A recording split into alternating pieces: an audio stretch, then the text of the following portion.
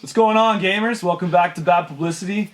Today we're going to break down the whole criminal faction set from the spin cycle.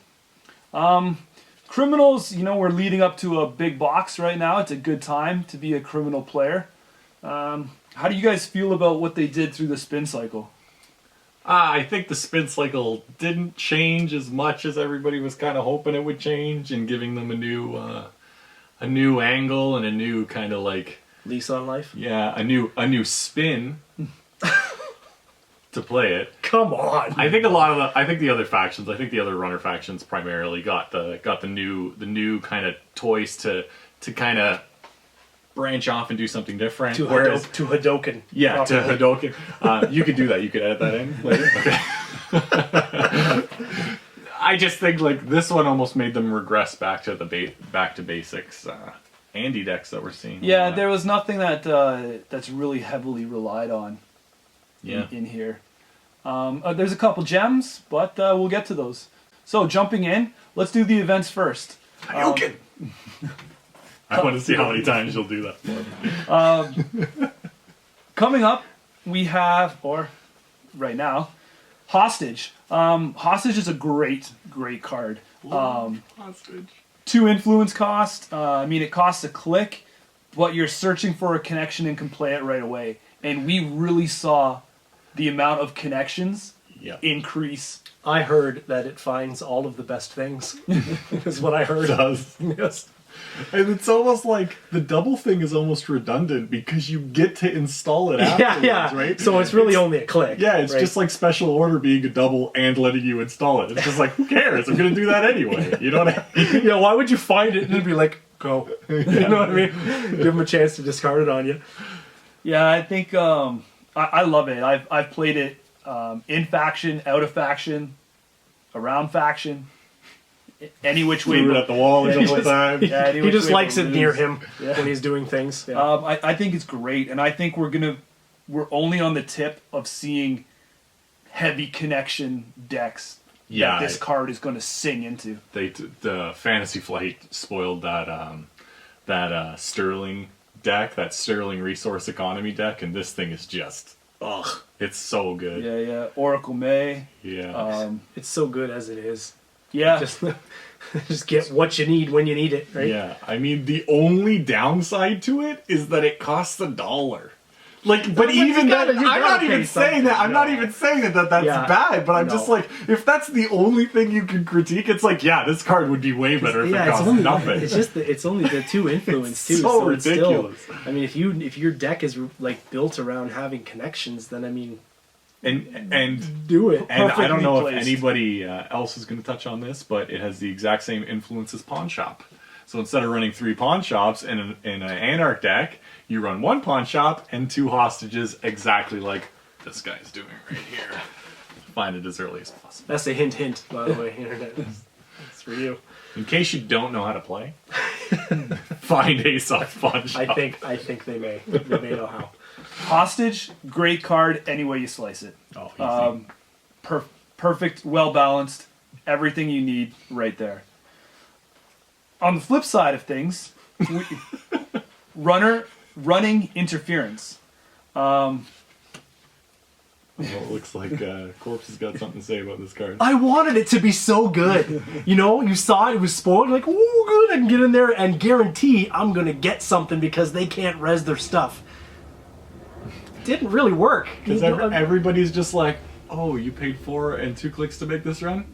Take it. No, not only take it, but you wanted to see my Jackson Howard that badly? You know, there was just so many times you spent so much of your early game resources to like nothing. Yeah. And then once your stuff's all rezzed up, it's a dead card.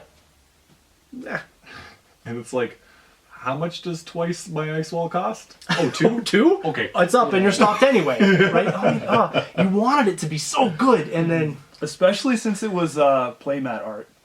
Beautiful art. Okay. Gorgeous. The art is insanely phenomenal. Yes, like, yeah, I'm just saying that's like playmat art. You thinking you're like, this card is gonna be like ridiculous. Yeah, it needs to be Wotan good. Yeah. You know what I mean? But Gorgeous art. Both cards. Won't end this one, I mean, in the right circumstance, any card is a good card. I think if you have to start that high on an octave, you're probably going. You've only got downwards to go. I don't know if I could. Are you sure you don't want to end on an upward inflection? Maybe. But I mean, for influence for it, that's a hefty price to pay for something like this out of faction. It's an unbearable price. It can get really janked up if you throw it in Anarchs, though, because I mean they already have Xanadu, they have Rena, which is enough. It's enough. I know you know it's enough. I completely agree. I mean, if you really want to milk a dead horse, I'm combining two phrases there. This is what you use. You use this to milk the dead horse. That's it. Phrasing.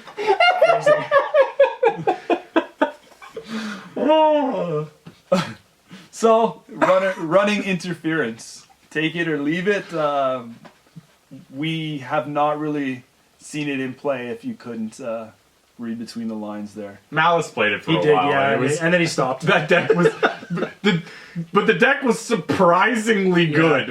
He had zero breakers, right? Yeah. And I mean, as soon as you hear that, you're like... How? It's going to be terrible, but it never won, but it came it was close. almost there like every time, and then something happened, and then you'd stop him, and then he was bummed out, but good try.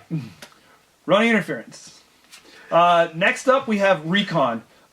Recon was an interesting card because it was an event of a program that we've already seen, right? Yeah. It's a one-off snitch. Yeah, so...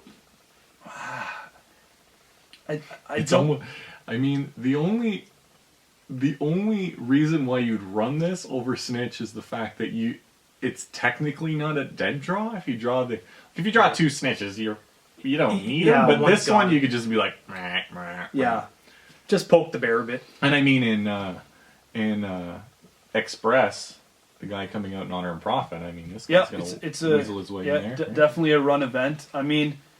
So it is set up better for future play than it is for current play right now.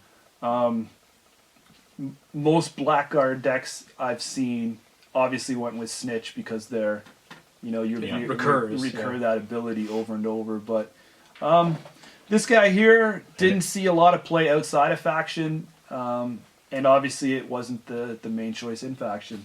But like we said, being a run event.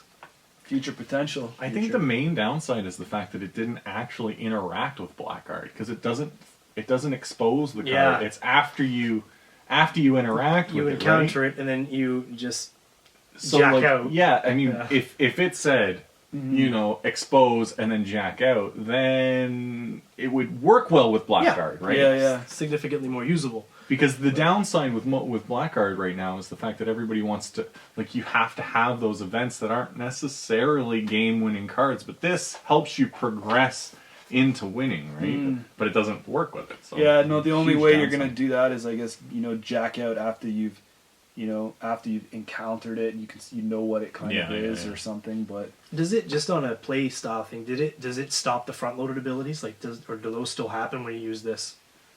When you encounter. Because when it's encountered, this must happen, right? So, I think the encountering happens. No, because it'll be they'll be simultaneous, and the runner makes the choice. Oh, because it's his turn. I mean, you could technically lose 3. You could choose to have the toll booth go off before this does. Smart move. In case you don't know how to play Netrunner. I wondered how that works, but that makes sense. Yeah, because all ties are broken by current player, right? So, obviously, better future potential. As it is the run event. In summary, I think I've said that 7 times, but what was that? Moving on.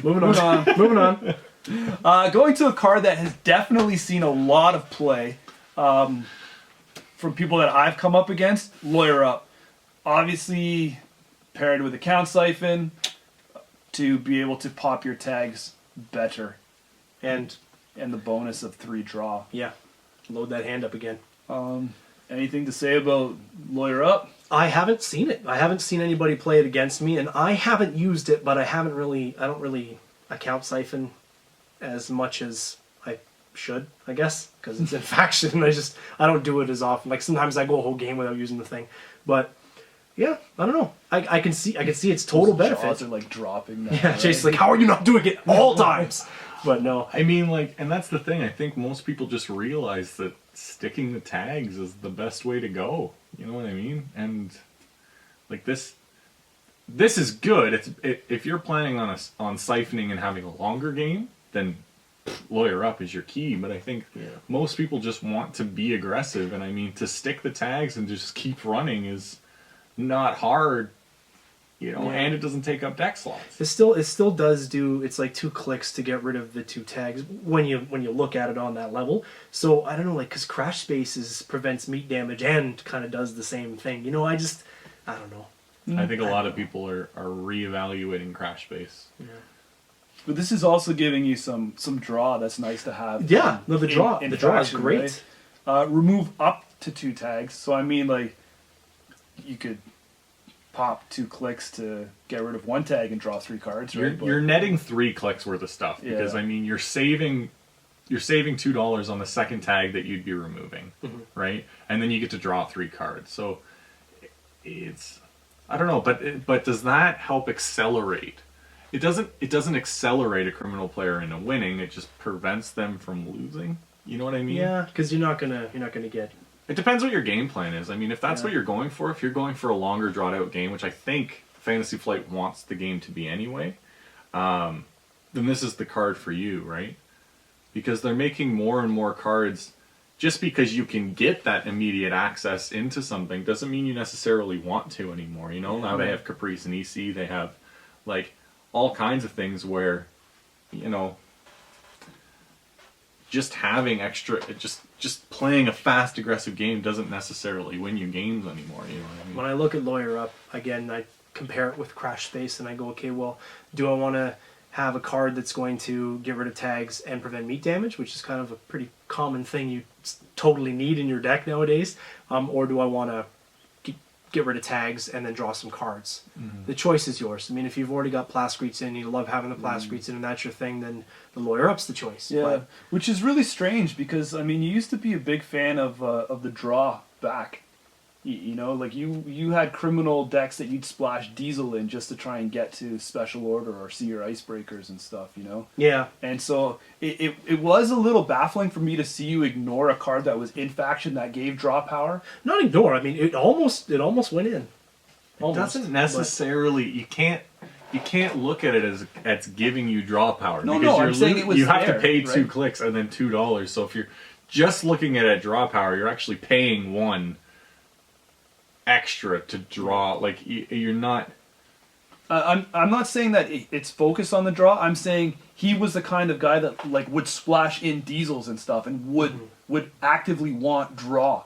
Because quality times, I so splash as a quality bonus, times like the commonly. draw is the added bonus on this, right? It's like so. But for he him- also stuck tags, right? So I don't know. It's tough. I think that this thing is going to see a lot of play once. I can't remember his name, but it's that guy that costs 3, you lose all your credits, and then your hand size becomes what your credit thing is. The Shaper. Yeah, the Mad Hat. No. He's a criminal guy. He's coming out in the box.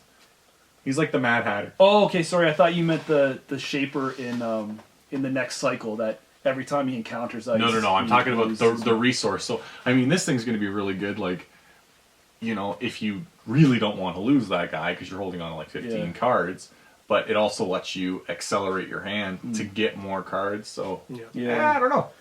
We'll see. Don't see it too much. Hopefully, we'll see it soon. Yep. The next event we have is a double executive wiretaps. It costs 4, and it was 3 influence. Can I ask you a question? Reveal Damien? all cards. Yeah, Why does it cost 4? 3. No, it costs 4. Oh, sorry. I thought $4. I thought you were saying why is it? I thought you said I mucked the influence value. It's so expensive. Yeah, just why? Why does it cost 4? This would be a card that I'd actually use. I like this better than its program version. The that we'll get to. Because there's no preface on it, you just have to lose the click. So you get to reveal them all, but it's just so expensive. Yeah, I mean no. You're right. No trigger effect. right? Like I don't have to complete a successful run. I don't have to do anything special. I just have to, burn 2. And that's the thing. I think they're trying to go with like the really vanilla cards like this that have no, extra cost. Like do this to do this to do this, right? I think they want to make those cards expensive. Like the bad publicity one that removes 2 bad publicity also costs 4, right? So I guess that has to be a design choice for balance at some point, but I just think right now it's shooting that card in the foot. I don't want to see their hand $4 bad. You know what I mean? That's the way I look How at articulate you are. it. Man. I just and love it. an extra click, right? So I don't know. For me, it's a no-go, right? I haven't seen it used. Because it's almost like, it's not like you'd be able to like pay the 2 clicks and then really punish them, right? Yeah. Really punish their hand, because if somebody's going to executive wiretaps me and I'm going to show them my hand and I'm going to show them 2 or 3 agendas, then I'm going to be like, next turn I'm going to be like, ice? I know what you want to do now, so let's keep you out as best as possible. Yeah, plus remember, the hand is the easiest thing to control, right? So whether you're tossing it to the grave and bringing it back, or you're putting it down, getting it out of there, I mean, you can really modify what you've got in your HQ the most. So kind of negating the damaging effect of executive wiretaps. But a lot of criminal abilities are HQ focused, though. So that's true. I mean, instead of popping these abilities off, would you want to play something like this first to see if it was a value to attack so heavily there? No, because it's half your turn and $4. I never thought of it. I've always thought of it as an aggressive way, right? But I guess like she's wearing a wire suit. Maybe it's for people who want to try to avoid a hand of snares and fatal AIs. You know what I mean? Maybe. Like also more. You're thinking more defensive. Yeah, like, and in that sense, maybe that's why it costs 4, because to pay 2 and 2 clicks for somebody to see that I have 3 snares in my hand and not to run me would be really. But again, paying that much money and that many clicks to see where not to go. I mean, well, you know what? Maybe if you're thinking about defensively, maybe the best place to have this is in a shaper deck, right? If you can get a deep HQ, a deep R&D lock, half the time when you're really R&D locking, the one mystery is what are they already holding? Yeah. And that's the tough piece of that puzzle. It's like, do I need to protect myself with some plascretes, or can I just really focus on using all my turns to just see as many cards as I can? Because once you see what's coming, I just think the only way for it to be used well, in my opinion, is to be able to explode after you see, right? But I mean, like, the only way you could do that is if you have like multi-access cards for HQ. But if you have multi-access cards, you're just gonna see them anyway. Run. You've probably already seen whatever they got, right? Yeah. Haven't seen it. It's hard. It's hard. Maybe. Yeah. Maybe we get another, like, because we have shock, which costs nothing. We have snare, which costs 4. Right. Maybe there's like that whole bracket. Admit it would be super annoying if somebody did it to you, right? They're like, let me see your whole hand. You're like, crap. You know what I mean? But I mean, you just don't, because no one's willing to. But there are a lot of Jinteki tricks coming that are swap. Like, what do they have in their hand that they could possibly swap in and out with? True say. Oh yeah, like that guy. So you run it, he swaps it, you jack out, you wiretaps to see if he's still in there, and then you run it again or something. You've only got exactly enough clicks to do that. So tough. Yeah. Well, anyway, like maybe future potential there, but in game state right now, it is being unused. Yeah. Next, and the last event that they received is Leverage. Now, Leverage is also a card that is still pretty fresh and new. That is because it has not seen play at all. This card, I think, was almost laughable when it came out. I think everybody who reviewed it, I know we did as a group when we reviewed it on Card Game DB. I think everybody thought of it wrong. after I revisited it, I was like, it's an economy. You're making them make a choice. You know what I mean? And if you play it like an economy card, like, you know, you just play it and see if they take the bait. If they're just like, yeah, I'll take 2 bad pub, then you're like, okay, cool. And then it also warns you not to do things later. I mean, don't get me wrong. I am not. I'm really fishing for it. I know, but if they're like, yeah, I'll take the 2 bad pub, then you just know you're dead next turn anyway. You know what I mean? So it doesn't really even matter. It's not. You're really Stretch Armstronging this one here. Yeah. No, but I'm not talking about like. I'm not talking about. Oh, I think I'm going to get scorched. So it's just like, you know, like say for instance, it's again another quick example is you run that guy who can switch from Genteki, right? Then you jack out and you're like, okay, leverage, and then you just see, and if they go, and then if they go, okay, I'll take the 2 bad pub, then you're like, okay, well you probably switched that for a trap, and now you have 2 bad pub. As long as you plan on with these cards, and I find that a lot of people aren't doing it, is you have to plan for both scenarios, and they both have to win for you, right? Yeah, versus Genteki, this is far better versus Genteki than it is versus Whale. Because I mean, like with the Scorch, I mean, it's just like basically all it does is just tell you a turn before you're going to die. So, well, prevent all damage, brain damage. Was any of those ice? Could I play that and just run through Hosbiroid brain damage things? But I mean, really, how often do you see, you know, really much more than 1 brain damage stacked, right? It is all damage. It's all types. So I don't know. I can really foresee some crazy trick coming out with this thing that's gonna exploit its ability, but I think that's where I'm at right now. For now, because it's such a blasé kind of. Yeah, and that's what I'm saying. When it came out, it was people laughed and joked about how, you know, not worth it this card is currently in the state of the game. That being said, all damage does have a nice ring to it, but I mean, it's just 2. It could be the same thing with like the Hosbiroid, where we were kind of saying that Hosbiroid got a lot of cards that are going to help set them up in the future, right? Because we were thinking of that as they already got a bunch of good cards. So maybe Fantasy Flight in this cycle was all along the lines of trying to set up for the big box, right? Because they already knew that Criminal was, I mean, they were easily the most played faction. So maybe they gave them cards that are going to set up in the future because they knew they were getting the big box, right? So that could have been a choice, like a game state choice, right? Yeah. 2 influence is not too bad, and the cost of $1 is right. Let's just say that this card was perfect and needed. I don't like the fact that it's play only if you made a successful run on HQ this turn. That's the piece that turns me off the most on using this card. I just think it's... I'm just wondering if it's just like, you know, like that turn, you make the run on HQ, right? Or you sneak door into HQ or whatever, and then the Corp knows that you have an avenue to get into a bunch of places, and then before you do that, you leverage, and then they go, well, I want you to take the damage that I'm going to shell out, so I'll take the 2 bad publicity.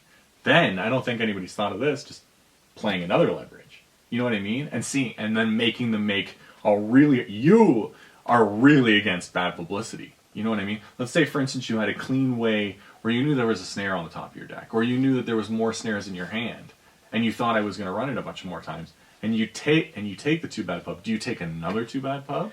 Well, because the game could turn. You know what I mean? Like I could go run HQ, play leverage, and you can go, I think I'm going to kill him anyway, like with Scorched. But listen, hear me out.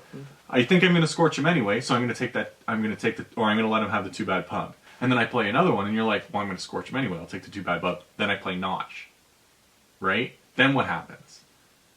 Now I shake the tag that you're planning on scorching me, and I have 4 more bad pub to just punish you. Right?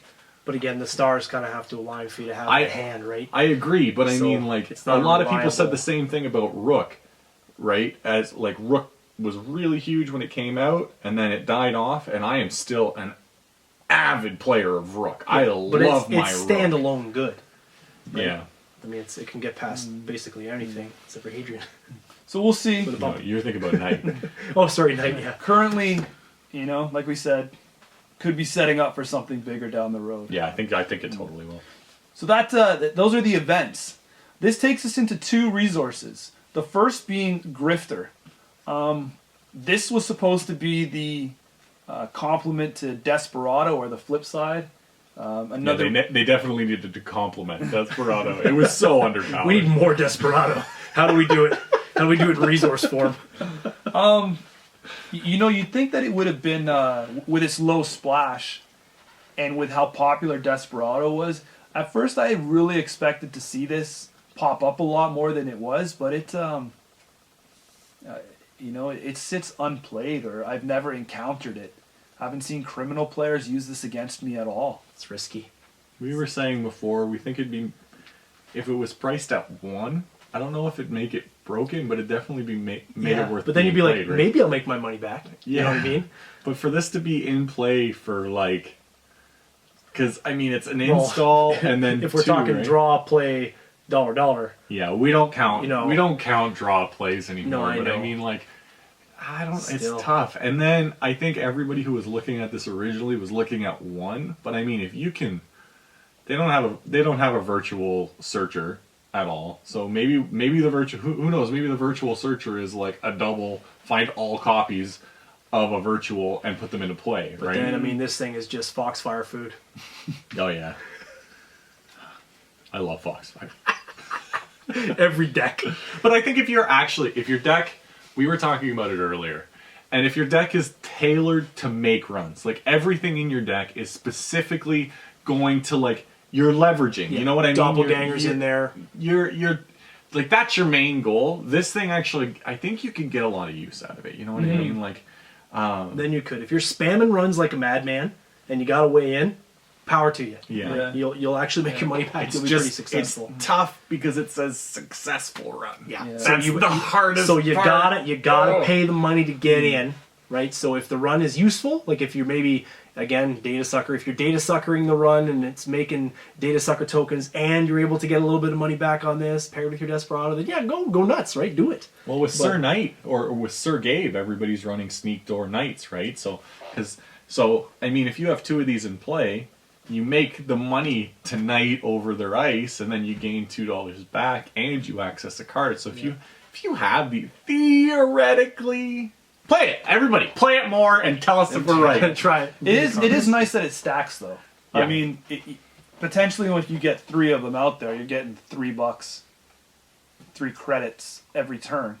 I think that's why it costs 2. Because if it costs 1, you could just be like, first turn, bang, bang, bang, run. You know what I mean? And then next turn you're like, run. Like, you're just gonna... And maybe it'll see a lot more play with, with the amount of run events that are coming.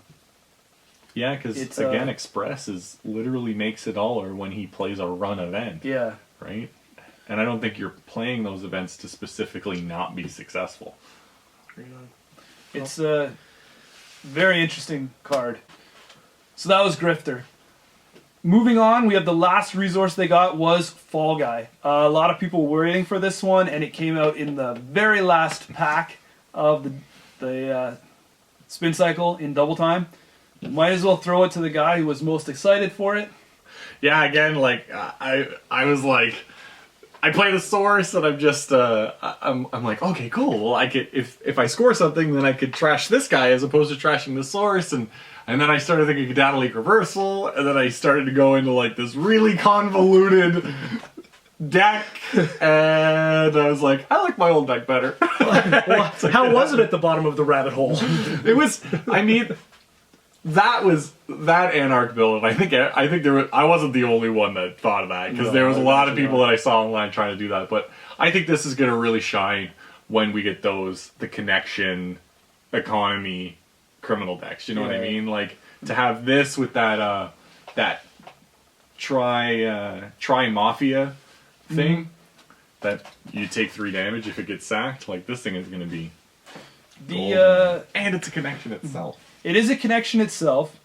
I love these cards that have the dual abilities, right? Trash to prevent another installed resource from being trashed, trash to gain $2. So there's, it's not dead in the water. It's a connection. Nice. It's nice because like it's almost the same thing that people were doing with like asset economy to prevent score or account siphons from actually taking all your money. So they'd be like, oh, well, I'm going to go down to 0 anyway. I'll res this. I'll res my 2 pad campaigns, and then I'm not losing any money because I'm investing it somewhere else. I found that this guy was trashed most of the time because it was like, okay, I've got no money, and this is gonna top me off, right? I think it's not going to be the ultimate savior of your resources. I mean, if you have a Katie Jones just loaded up and you're tagged, once it flips to the other person's turn, okay, it's going to cost them $4 and 2 of their clicks to still get your Katie, but you are making them lose another action on that turn. So it is good, and I'm excited to see if anybody really goes and uses Fall Guy to its full potential and really relies on it. But I mean, right now I'm not as hyped on it as you were. I've definitely lost my hype, but I think that calling in the favor resource economy, connection economy decks, I think that they're going to be definitely a thing. You know what I mean? You look at the suite, you look at you have your Mr. Leaf for your draw, the Tri-Mafia to gain your money, you have this thing to protect the 2 of them, you have that one guy that makes your hand size equal to the income, and then you have calling in a favor, which you gain $1 for each connection you have. Like, this is just, and it might be that deterrent to go, sometimes it's really easy to just go, oh, that Katie's got, $3 or $6 on it, and he's tagged, I'll pay it, you know what I mean? But this might be the deterrent that just makes people not care. It might cost too much for them to want to go after it, right? It's just like, once you see the Fall Guy, you just kind of give up on. I think just using it, I think its primary use is just, again, going to be in an aggressive format. So basically saving a card from itself, where it's, as part of its use, you have to sack it kind of thing. You'll just keep it in play because, again, when it comes to using it defensively, big whoopee-doo. I mean, you got the tag on you. They're gonna get it, right? They're gonna pay the $4 to get rid of the Katie with 15 on it, Now, now on the flip side, what if there's 2 of these out? Do you pay that? Like, I would. Is there a point that, if Katie's got, if they lose more than me, I'm gonna pay it. Okay. Yeah. Right. No, I say no. I say if they have, I think obviously there's a tipping point. If there's $20 on Katie, but no, people drain it after, it's like $9 and $12 on Katie. Do you trash 2 of these? Like, do you spend your whole turn trashing 2 of these just to get to that Katie? I would, because they're probably dependent on it. Okay. No, and it's not. You're not wrong. You know what I mean? I just don't know. I don't know where the limit of how many. If it was in play. breaking me even or not, you know what I mean. If it was 4 for their 6, then no. Okay. But you know what I mean. But yeah. Well, then I'll clear it for 6. No, you have a clear goal in your head. I see what you're saying. Yeah, I need their loss to be greater than mine, and then I'm okay with it.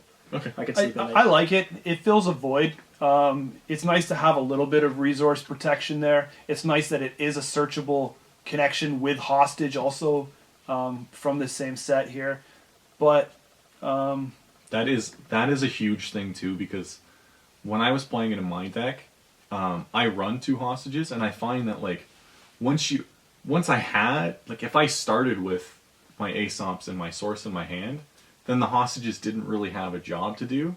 But to have just a couple kind of throwaway connections that you could just bang your hostages out. I think that's a really, and that ended up being one of the really big things that I used with this thing. So future potential remains to be unseen, but right now it's on the bubble. So 2 resources, take them or leave them there. Getting into the hardware, even though there was only 2 hardware, these were biggies. Starting with Blackguard, the 11 cost console. It's strange that, being an 11 credit console, nobody said boo about, wow, that's too much money. Oh, I don't know about that. I don't know, man. Oh, I read a lot of forums about it.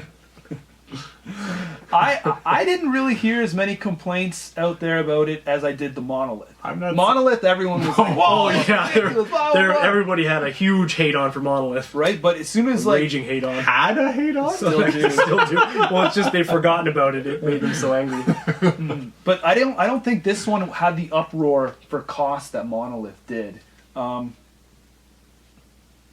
Well, it's the swing. Like, that's the thing. Like, you're investing in making the corp poor. Like, if that's a way to look at it, because it's definitely a swing in credits.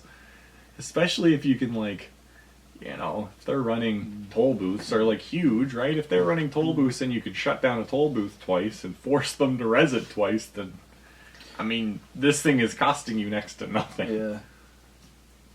For a console that wants to be built in a deck that does one thing that can be undone by one card, I don't like it. I'm not a huge fan. Like, Zaibatsu basically shuts this whole thing down, right? Shuts the whole operation down. So you could build a deck, come up against Genteki, and it was worth nothing, right? So, But then joke's on you because you've had to buy 3 core sets then. that's true. Bam! Joke is on me. Joke's on me. I did that. I always say that my third Zaibatsu cost me $37. Yeah. So that's my position on this. I mean, yes, Zaibatsu is not as common as you think that it might be or that it probably should be, but the fact that you build your entire deck is built around this core of exposing and making them pay all this money, and then they're just like, Zaibatsu, prevent it. You know what I mean? They just shut you down. I mean, But that's against one faction, Yep, I know. right? But And I don't think. there it is. But do you think people are putting Zaibatsu loyalty in decks because they're like, "Yep, I'm gonna come across Blackguard"? No, they're putting it in decks anyway. Right? Really? Just to prevent and expose. If you've got traps in your decks, I can if you're, tell you. Who is he playing? He's playing me. I run 2 Zaibatsus all the time. it's like an I would too. You know what I mean? If I was running traps that I was going to be advancing, you best believe Zaibatsu be in there. The only thing in that sense is, like, Zaibatsu can be trashed, right? That's why a lot of people play Zaibatsu now, is because of the runner compensation factor too. Like, especially in Replicating Perfection, if you just put it down face down, it just eats at the runner until they're like, I want to see it. There's no harm in doing it. Yeah, Right? There's no harm. right? And yeah. But in a sense, like, I don't think that's the core reason why it's not being played right now. I think the core reason is the fact that Rihanna's not out. Silhouette. I think Blackguard is. It's not in our area as heavy as it is in other areas of play. I have heard that. Yeah. There are pockets out there that Blackguard is a legitimate threat. And I think that's only going to double once Silhouette comes out to complement this console. I don't think this card is not going away anytime soon. I think the hard counter to this deck is, and I'm not trying to, like, boast at all, but decks that run just enough ice and the exact amount of ice that they want to res. You know what I mean? If you're looking at like a next design deck where 80% of the cards is ice and you're going to be installing them anyway, this takes a lot. I play 13 ice in my Genteki deck, and I plan every game to res them all. You're fully prepared to res them all at a moment's notice, right? Yeah. So and Malice has played this against me, and it's the same thing. I'm just like, I was gonna do it anyway. Yeah. Eat this. You know what I mean? yeah, because they still used an action to expose, right? And Yeah. so as if it was a run. So here I'm just And Snitch does do a lot of work in combination with this, but I mean, even then, it's just like you paid 3 and an install for the Snitch, and then you paid 11 for this, and you're not getting accesses. Yeah. You know what I mean? It's really strange because you're telling the corp to res stuff up, which once resed, it's in your way. Yeah. You know? But it's that sense of going, Yeah, you don't. I want to go there. You know what I mean? And then you end up and then you go somewhere there, else, right? Or they now know they don't have any money to like, you have keyhole in this, and you're constantly running everywhere that isn't the R&D to get the free accesses with keyhole, right? I do like this a lot. I have built decks around it. I don't have a problem with the cost. I think the influence value is set nicely, that you can see it out. The 2 memory is nice. The only problem I have with Blackguard is that it sits in a faction that it's competing with the other consoles. Which are terrible. Both of them are terrible. I don't think I don't think enough people are willing to give up their Desperados. I just don't see that happening anytime soon.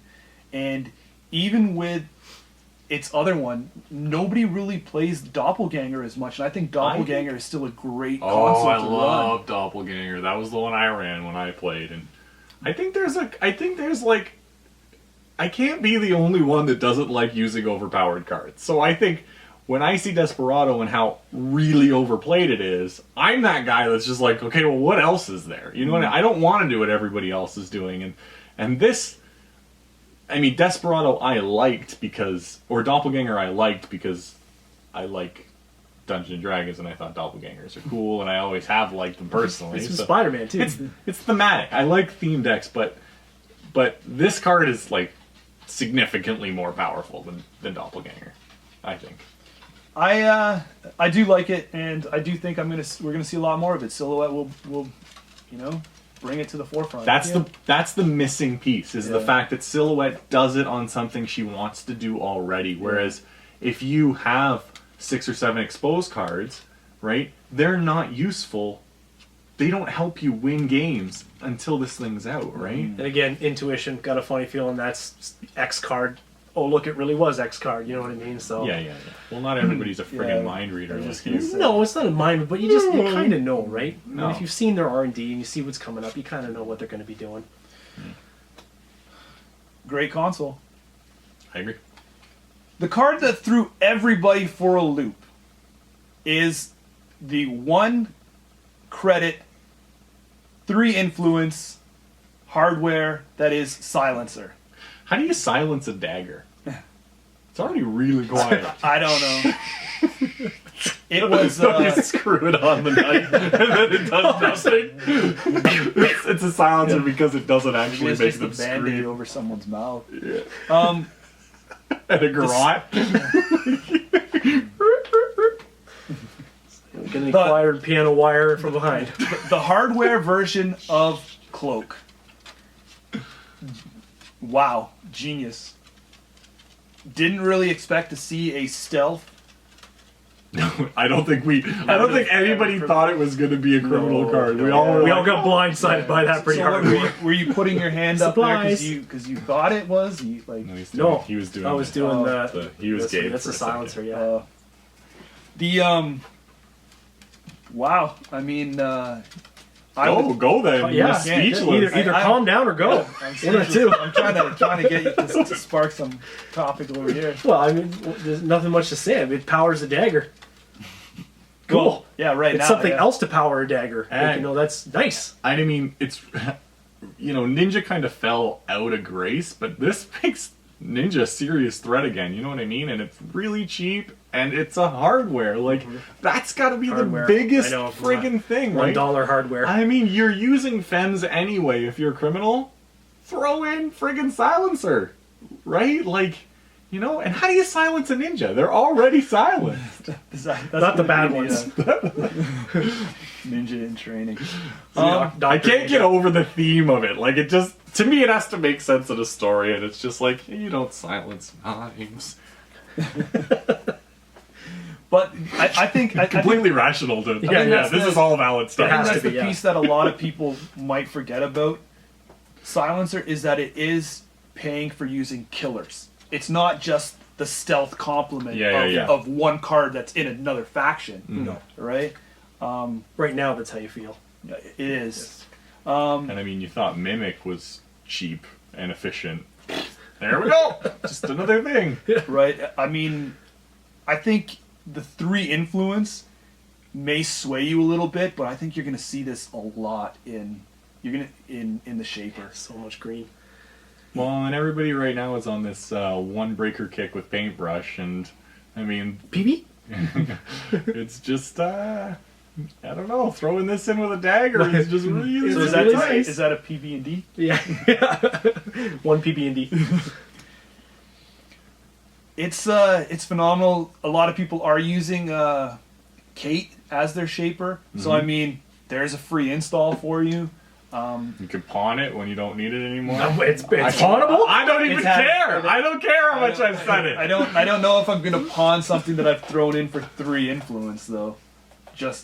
I think for 3 influence, I'm really wanting this card on the table. I'm basically saying that at any point in time, if you're using Pawn Shop, you have to be willing to get rid of every card you have. You know how many times? At a moment's notice. You know how many games I've won pawning my deep red? Like, that's something that everybody's like, why are you pawning that? And I'm just like, to win! To win! I'm like, to win, me, bro. Fool! Yeah. It doesn't win you. Like, you know, match point, you don't need your silencer if they're only having barriers over their sentry. 2 hardwares, and they were both really amazing cards. Solid.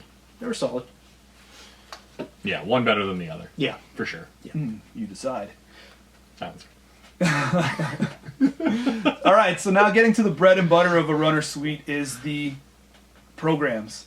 Up first is one memory costing Gorman Drip, a virus for criminal. Bam. Bam. A virus. So, we saw a ton of this when it first came out. Yeah. And we've talked about this before, but it came out and Anarchs were like, sweet, another virus, I'm gonna splash for this, right? Or even people in Criminal who had data suckers in there, they had it in there.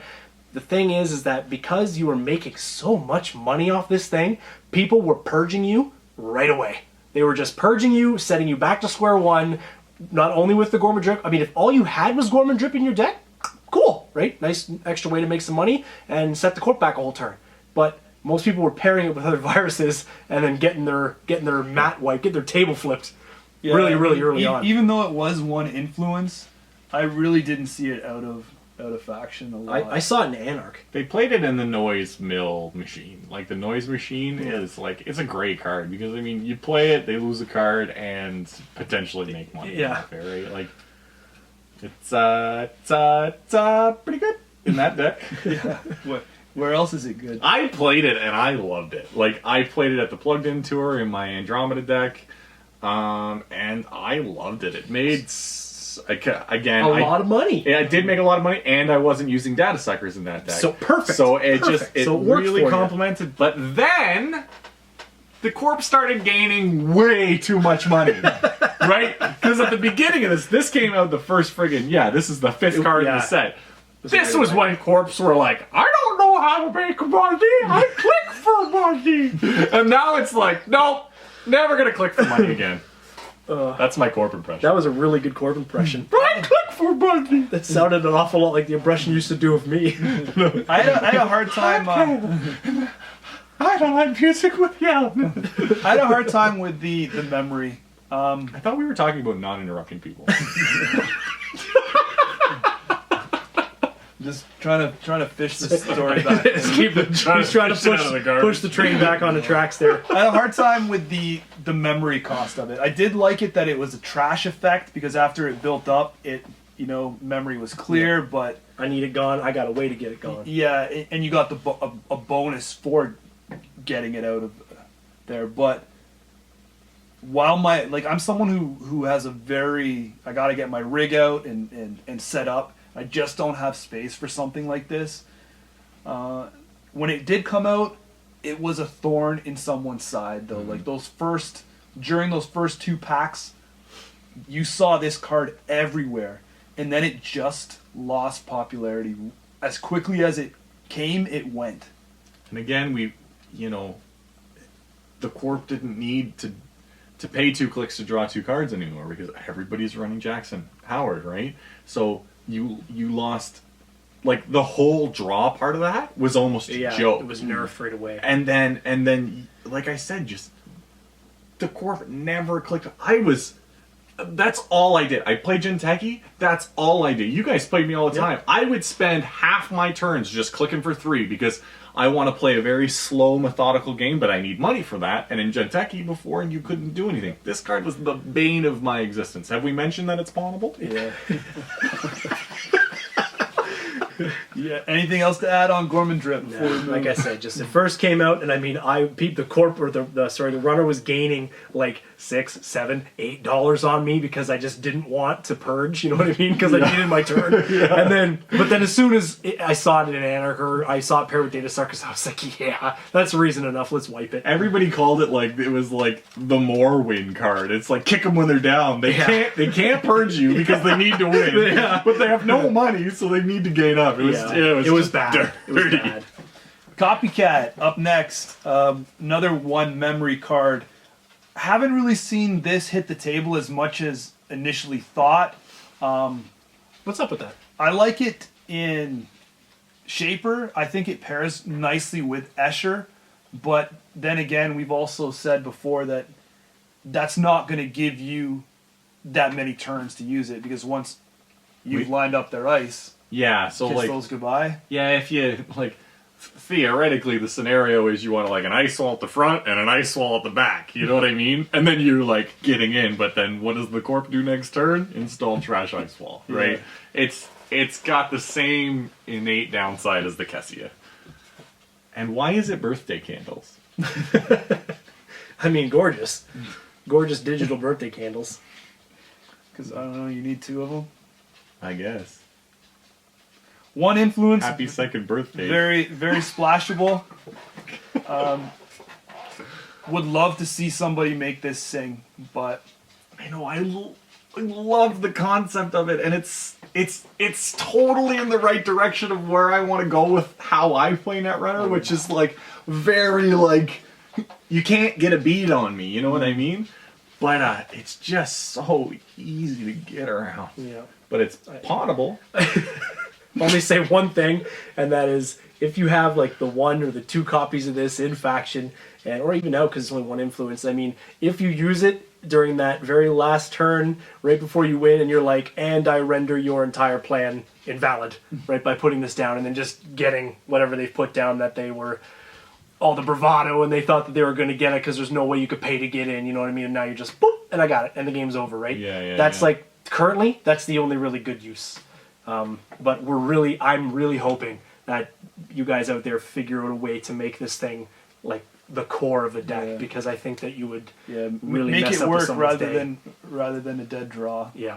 And I joked about it with the other ones, but this card I like more than Gorman Drip because I like it in play, and you put the pressure to make them really, really put their ice in specific spots, and then again, if you don't need it, you pawn it. Like, that's not a joke with this card. Like, this card goes hand in hand with Pawn Shop, in my opinion, because you want to put the pressure on them to really question what they're doing, and then you don't end up using it anyway. You just gain economy off it. Right. Next up, we have Leviathan, the 6-cost code gate breaker. I don't think there's much to say here. The game state is not in need of this card right now. There are better choices out there. We could be leading up to something that has more taxing code gates, a reason to put this into play, but right now we're not seeing it. Fair enough said? Yeah, I think the only thing I could say, maybe, I don't know if it's a design issue for later on, I really think it should have broke 3 code gates for $2. I think that might have been a saving grace, because then it's crushing enigmas. But right now you're paying, Overpaying. You're way overpaying for everything. And it's just like, Hourglass isn't that good. Yeah, strength of 4, $3 to add 5 more strength to it. Yeah. You don't need to crush everything. Anything else to add that's new and fresh? No, sir.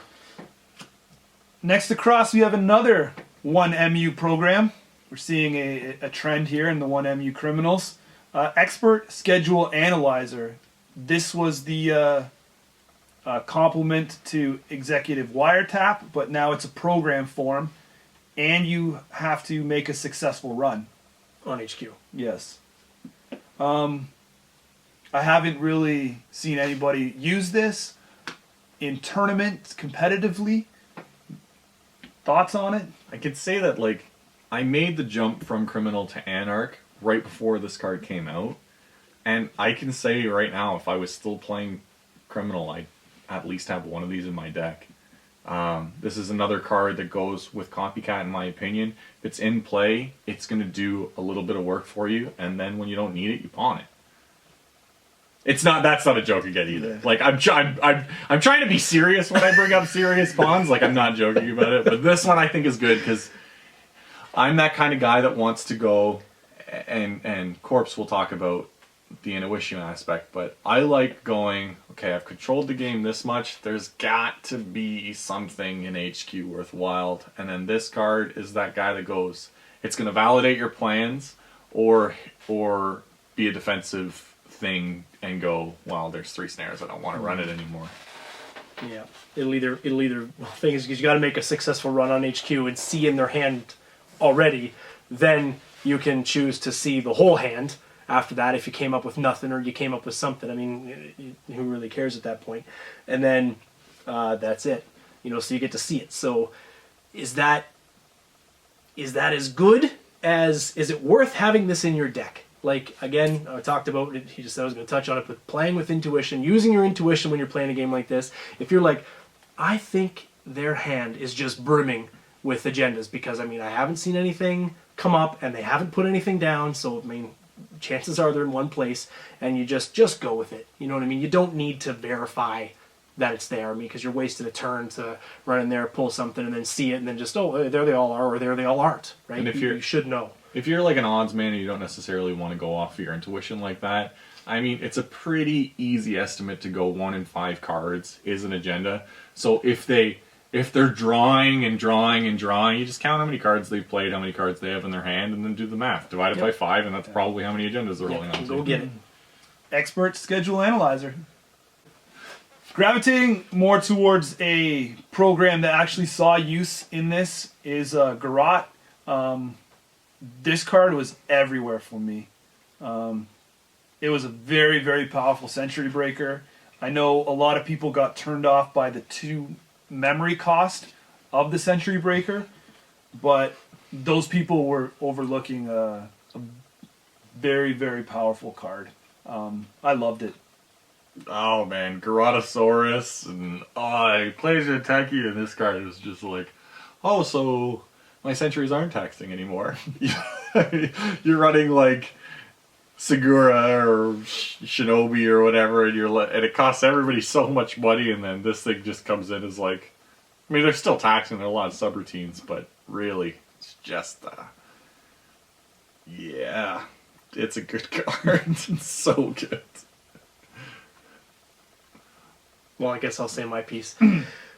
Some of you out there, I hope some of you agree with me on this, that when I look at this card, I see a $7 2MU Corroder.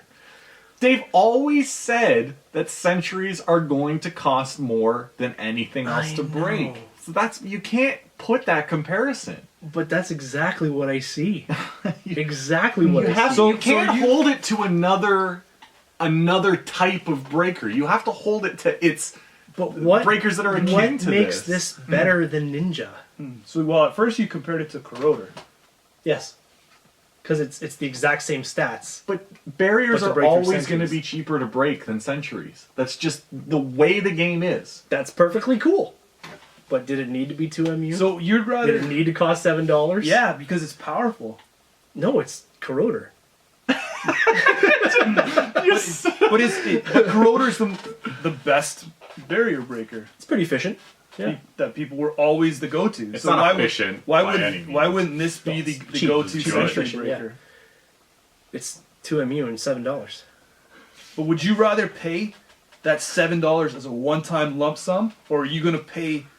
Yeah, for Ninja, every time you want to increase the strength, pay $3. Like if you want to break something that's strength 2, $3 right off the top, so that you're already paying $7 to just make Ninja a strength 3 barrier once. You're paying $7.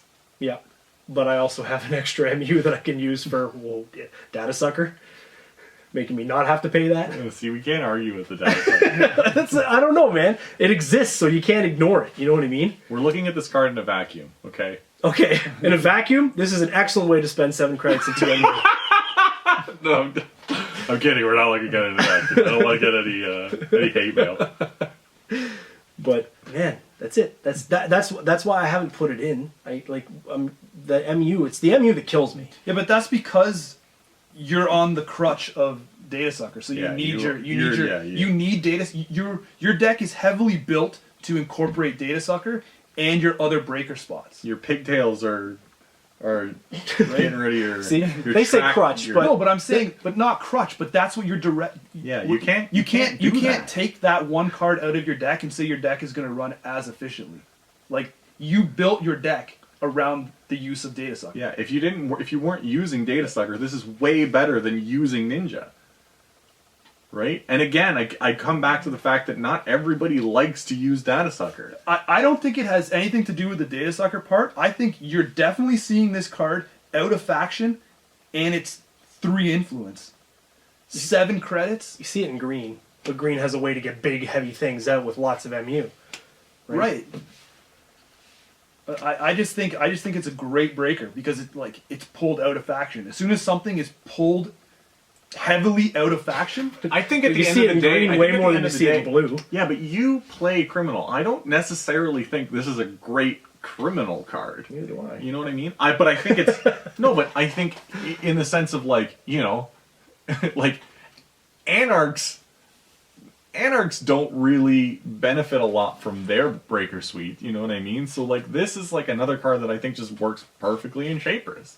You know what I mean? Like. It costs Kate 1 less to put into play, and they're really efficient with it. They already have Dinosaurus. Like, being able to throw this on a Dinosaurus when you is think just about it, ridiculous. when you think about it like that, it seems like this card was created here as a balance issue. You know, it's like Criminal has chucked this to Shaper, and they've taken Knight from Anarch.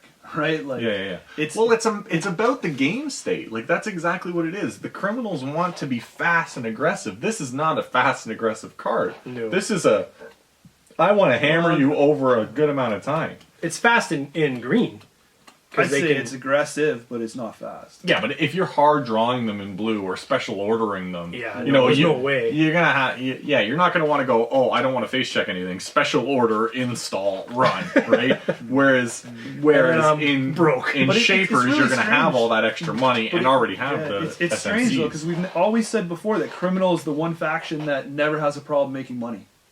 And then, so now we say that this is too expensive? Because they've never had to just toss money away like this. Because they don't pay stuff like that. Yeah. Right? Well, let's look at their other breaker in the suite. Right? There's a $6 code gate. And do I use that? No. No, sir! Maybe it's because we're not using both in tandem. That's why they're not. That has to be right. There's no other logical reason. Right, you could drop a bank job, pay for that. Yeah. You could. What's the insane criminal barrier breaker? Do they have one? I don't think so. What's the criminal barrier breaker? Aurora? Oh yeah, dude. Forgot about that card. Yeah. I think it's Aurora, right? It's Peacock's code gate. Yeah. So Aurora. Oh yeah. Aurora, super efficient. Yeah, hyper efficient. I don't know about that one. So, closing thoughts on Garrod here. What's your corpse is wrong? any rebuttal? No, it's good in green. I mean, it's seen no end of great use in Shaper, but I mean, in blue, I got no use for this. I got none. I don't like it in Anarch either, to be fair. Yeah, I've never seen it. Yeah, I don't think anything. There's no point really. They can't find it. They can't pay for it. They can't do anything with it. So can't find it. Way to just cripple my whole faction in 2 sentences. I gave it thumbs up. Garrod, it's definitely seeing use. It's definitely out there. Definitely be prepared to see it. You're the big rig guy, though. You're that guy. I'm that guy. Big rig trucker. Last but not least here is a program, and you'll probably love it because it costs 0, right? Oh, God, yes. So amazing. And it's 1 MU. Oh, the best. Right? I'm leading up. Yep. I'm leading up. The art's You've hooked me. You've hooked me. Keep going. Savior Fairy? Savar? Save our... I'll get a couple comments on some... Save our fair. Save our it's fair. Not fairy. That should have been a plain mat. That's an awesome version. It is really pretty. It's a pretty card. How did that work out for you? Well, not so great. But first impressions, you talk about your I think feelings. everybody's first impression. Yeah, I saw this and I was like, install for I'm like, I am gonna sneak up on these guys and hit them so hard they're never gonna see me coming. Code, right? Yeah. So you see a self-modifying code in blue, but then the fact that the card needs to be in your hand, the extra program, and then you're looking at your turn and you're going, well, do I need the element of surprise that badly that I want to spend the extra 2 credits to install on top of the pay that I'm going to have to, you know what I mean? It just the play right now is install this, income. Next turn, special order, run, eat it. Right? Am I right? Solid. You couldn't plan that. No! Stop it, me. Why don't you just do it because it's a paid ability? I'll just do it on their turn. Oh yeah, why not? Why not? But yeah, you just like I had it in the deck. All of a sudden, Leviathan